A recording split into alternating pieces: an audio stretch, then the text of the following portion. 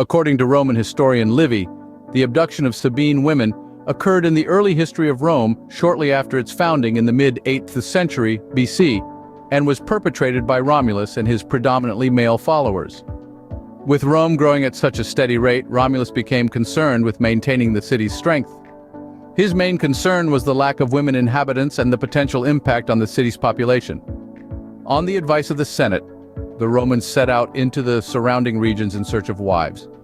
The Romans negotiated unsuccessfully with all the peoples they appealed to, including the Sabines. The Sabines feared the emergence of a rival society and refused to allow their women to marry the Romans.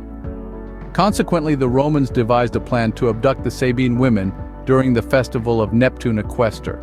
At the festival, Romulus gave a signal and the Romans grabbed the Sabine women and fought off the Sabine men. The exact number of women abducted is unknown, but it was undoubtedly many more than 30. All of the women abducted at the festival were said to have been virgins except for one married woman, Hercilia, who became Romulus's wife. She would later intervene and stop the ensuing war between the Romans and the Sabines. The indignant abductees were soon implored by Romulus to accept the Roman men as their new husbands. Romulus pleaded with the abducted Sabine women to accept the Roman men as their new husbands.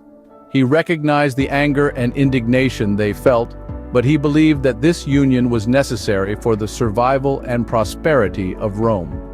Romulus assured them that they would be treated with respect and honor, and that their children would grow up in a thriving city.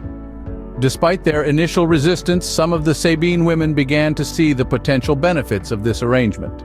Romulus's charisma and persuasive words started to sway their opinions. The decision to accept their new fate would have far-reaching consequences for both the Romans and the Sabines.